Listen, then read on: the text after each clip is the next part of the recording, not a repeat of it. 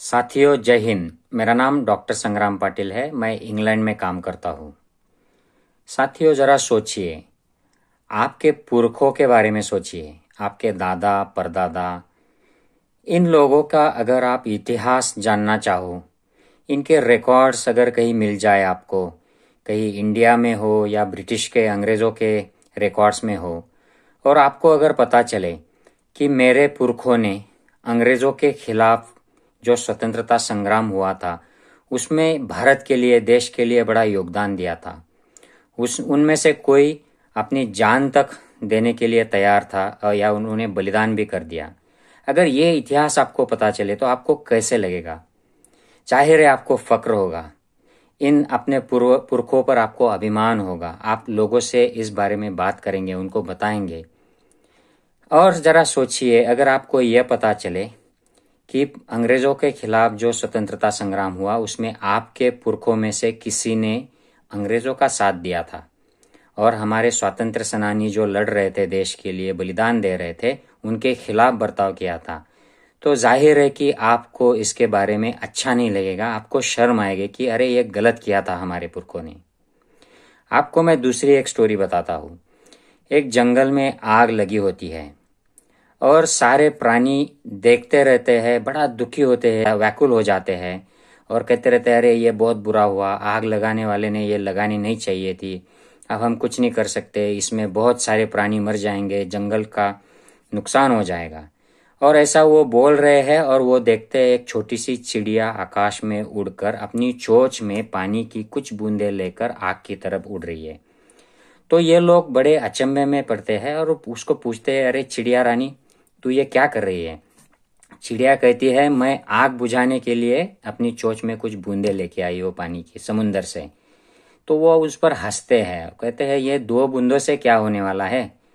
वो कहती है कि जब ये आग जंगल की बुझेगी, आज ना कल तो बुझनी है, और इसके बारे में जब लोग चर्चा करेंगे, प्राणी चर्चा करेंगे, इसका इतिहास लिखा जाएगा, तो मेरा नाम मुझे आग बुझाने वालों की लिस्ट में आना चाहिए, ऐसी मेरी इच्छा है। मेरा नाम सिर्फ देखकर प्रेक्षक की तरह दुख जताना और कुछ भी न कर पाना, इन लोगों की लिस्ट में नहीं आना चाहिए, या आग लगाने वालों की लिस्ट में नहीं आना चाहिए। तो साथियों, ये स्टोरी आज बड़ी मायने रखती है। हालांकि ये काल्पनिक कथा है, लेकिन हमें ज़रा सोचना चाहिए कि हमें आज बोलने की क्यों ज़रूरत है।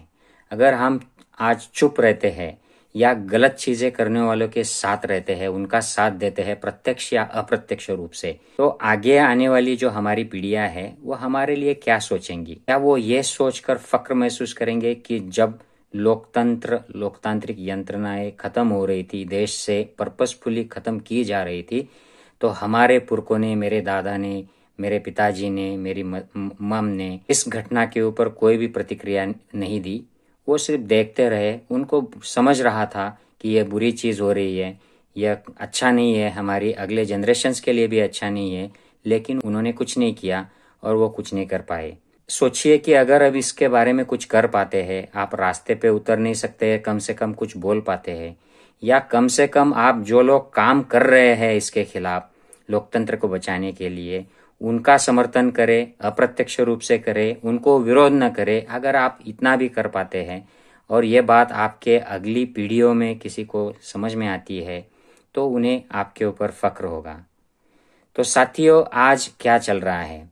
एक जज जो रिटायर होता है और अपने रिटायरमेंट के बाद उसको इमीडिएटली मेंबर ऑफ पार्लियामेंट बनाया जाता है, और वो अब आसाम राज्य का भारतीय जनता पार्टी का शायद मुख्यमंत्री का कैंडिडेट होगा अगले इलेक्शन में। और ये ऐसा जज है जो 2016 में सुप्रीम कोर्ट की कार्यप्रणाली पर जाहिर खुलकर मीडिया के सामने आया था और सुप्रीम कोर्ट में चल रही गड़बड़ियों के ऊपर उन्होंने नाराजगी जताई थी। इनके ऊपर लैंगिक शोषण का भी आरोप लगा था, लेकिन कुछ डीलिंग हो गया, केस सेटल हो गया।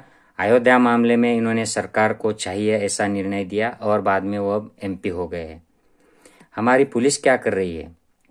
जरा सोचिए साथियों, हमारी पुलिस अब एक नशे में धुत रहती थी ऐसी बेताल बातें करने वाली एक एक्ट्रेस को वाइस सिक्योरिटी देती है, और एक हमारी बेटी, गरीब की बेटी जो गैंगरेप से मर जाती है, मार दी जाती है, उसको उसके घर वालों को अंतिम संस्कार भी न करने को मिले, इसके लिए शासन का साथ देती है, गरीबों का दमन करती है। ये ऐसी लाचार पुलिस हो गई है। हमारी सुरक्षा जांच एजेंसियां क्या कर रही है, सीबीआई क्या कर रही है, ये तो एक पपेट हो गया है, तोता हो गया है। ये सत्ता पक्ष के सारे लोगों को फ्री छोड़ रही है। बाबरी मस्जिद जो गिराने के लिए जो लोग फक्र महसूस करते थे, इलेक्शन में वोट मांगते थे, उनको भी बाबरी मस्जिद केस से बाइज्जत फ्री कर दिया इन कोर्ट ने, इन सीबीआई के कोर्ट ने। साथियों, मीडिया क्या कर रहा है? मीडिया जब ये हमारी गरीब की बेटी मर रही है, जिंदगी और मौत के बीच में युद्ध लड़ रही है, तब हमको कंगना रनावत, दीपिका पादुकोण इनके किस्से सुनाती है, वो क्या खाती है, क्या पहनती है, कहाँ सोती है। ये मीडिया सरकार से नहीं, वो प्रतिपक्ष से प्रश्न को पूछती है कि ये सब चीजें क्यों हो रही है, देश बर्बाद क्यों हो रहा है। हमारा सरकार क्या करता है?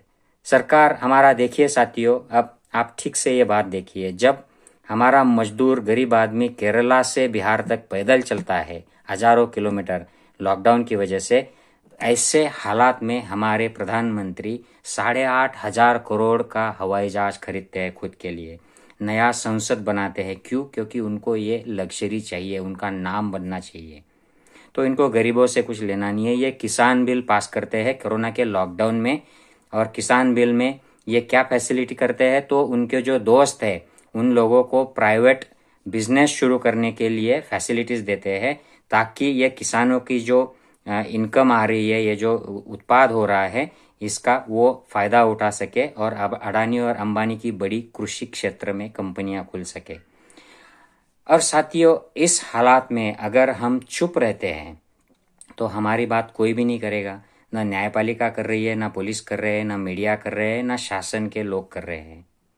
तो हमें ही ये बात करनी पड़ेगी। और अगर हम चुप रहते हैं, कुछ नहीं बोलते हैं, तो हमारा अगला भविष्य खराब हो जाएगा, हमारे आने वाले पीढ़ियों का भविष्य खराब हो जाएगा। इसलिए आज हमें बोलने की ज़रूरत है। अगर हम आज नहीं बोले तो ये लोकतंत्र भी नहीं बचेगा, लोकतांत्रिक प्रक्रिया भी नहीं बचेगी।